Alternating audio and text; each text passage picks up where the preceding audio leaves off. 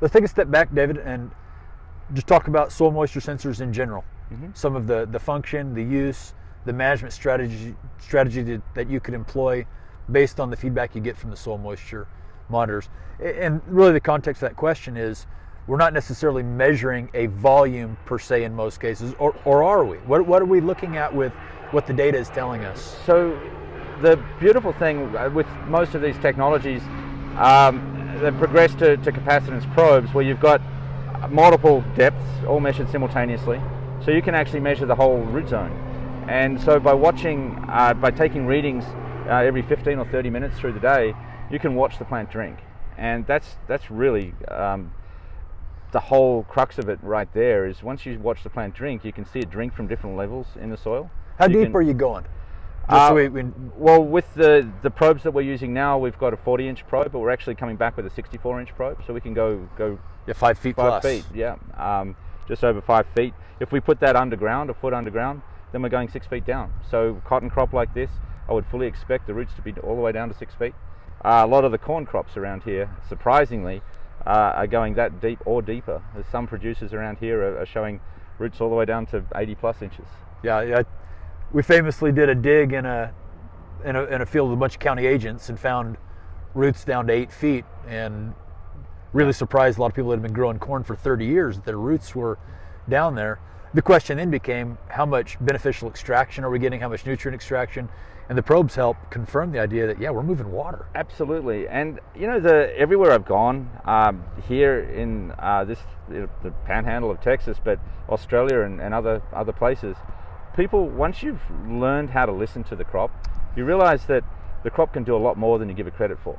So if you're prepared to watch and learn and come into it with an open mind and let the crop lead you, then it'll take you places that you'd never thought the crop could it can handle a lot more than what you give it credit for. I'll say sure. That. And so that's, it's like anything. If you previously, I guess I'm going back to 20 years ago when I was learning how to irrigate, it was always a case of, I think I know what the crop needs and I'm going to give it what I think it needs.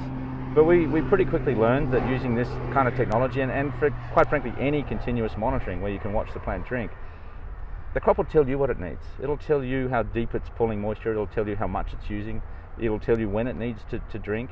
And by watching that and also watching the way the roots grow and where they're active, you can get a really good feel on where they're feeding as far as nutrients. If you're fertigating, you're delivering the fertilizer in the water and you can see where the water goes, so you know where you're delivering the fertilizer to the right place. And if you're tracking EC, you can also track where that fertilizer is and if it's being leached through, because the fertilizer changes the conductivity of the soil. Absolutely. You brought up a point that's interesting to me, saying when we learned to irrigate, the principles I had learned on was you have to be proactive enough so that you've got enough volume there before the plant needs it, and you don't want to get to a spot that you're seeing what essentially would be the reaction in the plant, okay, or so the stress in the plant. With the soil moisture probes, to some degree though, we are measuring that plant response, but now it's timely enough that you can still make a management decision without seeing the detriment truly show up in the plant. Sure, and there is a kind of a multi-season approach to this as well, because what we've found, the lessons from 2011 with that drought, 2012 to a certain extent, were that you needed to slow the pivot down. You needed to really slow the pivot down to put on a larger volume of water to get it deeper. What a lot of people were doing when it was so hot and dry was speeding up, trying to get around to the crop, thinking that it was burning up. But really all they were doing was wetting up the top 4 or maybe 8 inches, and that's it. And the root system may be 4 feet deep, and it's like a V8 running on one cylinder. It just you're getting behind, and so it's an old adage, but if you get behind, slow down. But you have to start the way you want to finish. Sure. And this year it's the reverse. It started out cool and wet. Yep. And I haven't had a chance to look at a lot of data this year, but what I have seen, the root systems are pretty shallow because they didn't get that opportunity to develop. And so what has happened is that they're running out of moisture, and they certainly on this crop here, roots are down pretty deep. I'd need to check exactly the depth, but Well, I'm generally looking at it speaking, now. I mean, this is live real time. It just went through an upload. We'll put this on the screen so that it can be seen. So the end of August, we've got to the 4 feet range, and we've got adequate moisture to some degree above.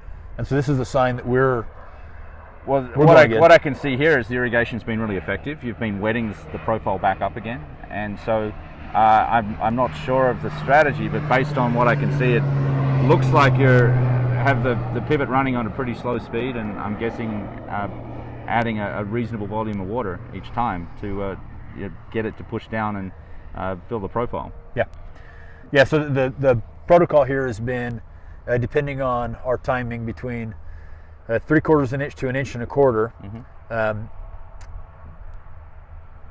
which is quite a bit less than what we're doing on our corn. Yes. And the idea is this is a cotton crop that we're trying to hold back the water for a handful of reasons, but also this time of year we want to be careful that we don't put too much water in, create this extra ideal condition where the cotton runs away from us, and so we're balancing. But now it's time to pour water to it if we're going to. Well, I would say that, I mean, you've pretty much reached cutout now. Your last effective flower is going to be, I'm not exactly sure this.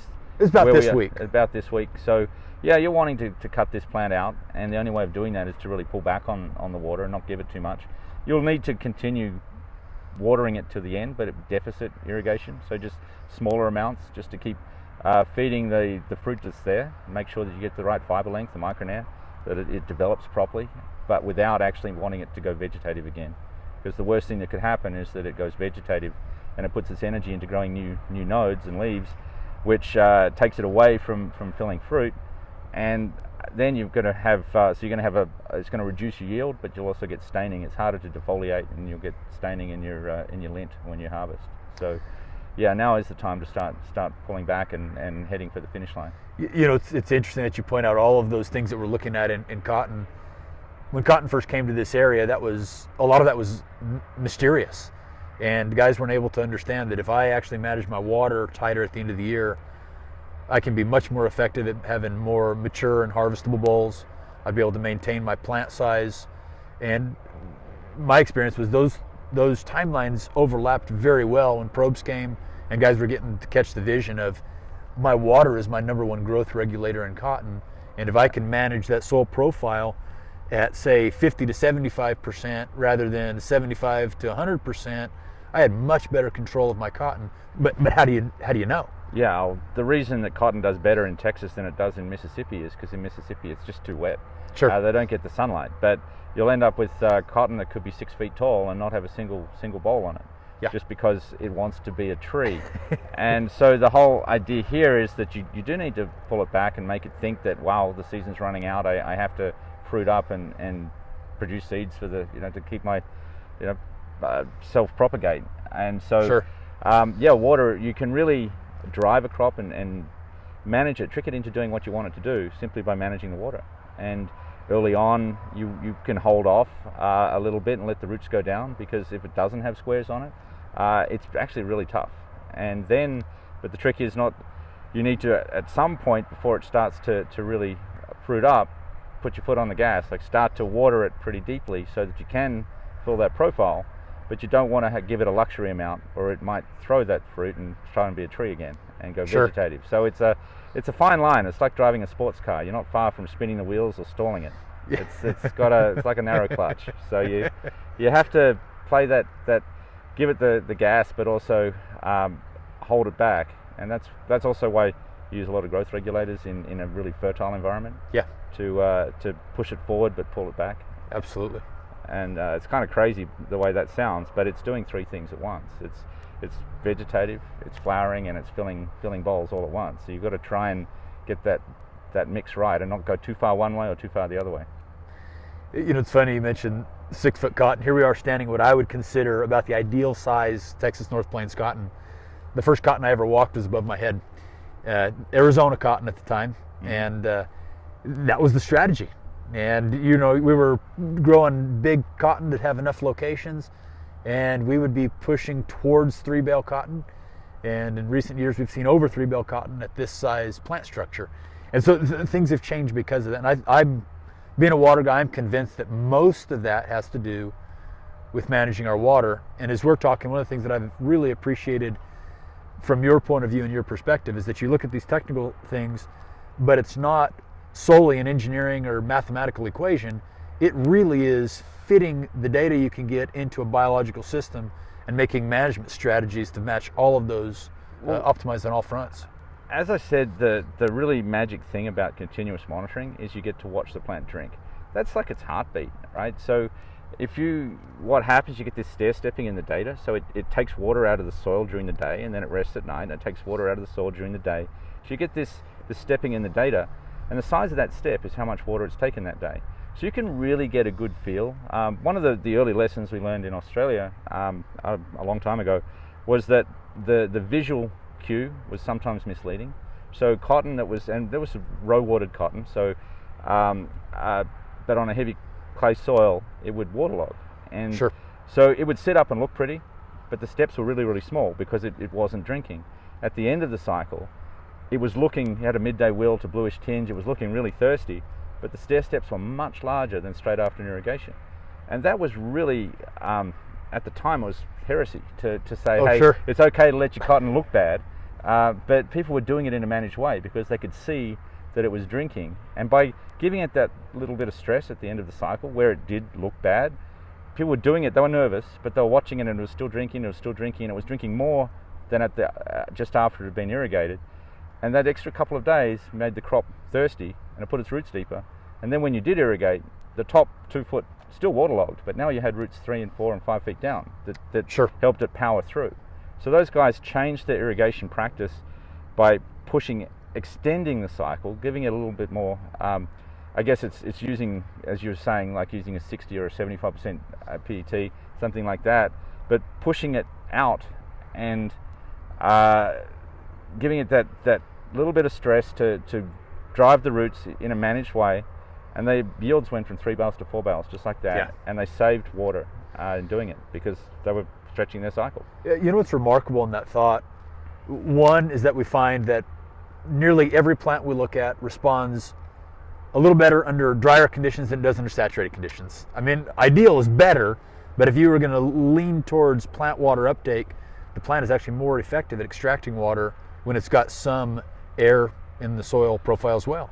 Plants, I mean, hell, they didn't evolve in a lake. They're not water plants. Of So course. they These halophytes, it's Yeah. actually just a normal dicot. they don't like it too wet, and so different crops will respond in different ways. And Sure. cotton will let you know that it's too wet a lot sooner than corn will. But it's funny. Some of the early lessons, I first started putting probes out here commercially in 2010, and that was kind of like this year. It was a really wet, cool start, and then it was a fairly warm, dry finish. The roots didn't develop, but people were. They might have had a 500 gallon a minute well and a 900 gallon a minute well, but they ran them for the same number of hours that season. Sure.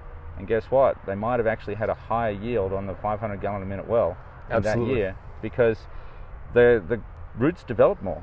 When they had a wet start and putting lots of water on from an early point, I'm sure they were flushing nutrients through, but they just didn't have the root development. And you've got all this extra water that's actually giving you a lower yield, a worse result, because you're flushing nutrients and just keeping things more anaerobic. So you could save a lot of water and get a better result, and wow, what a win that is. On all fronts. I mean, the economic is obviously a great indicator. The yield per unit water is a very useful indicator.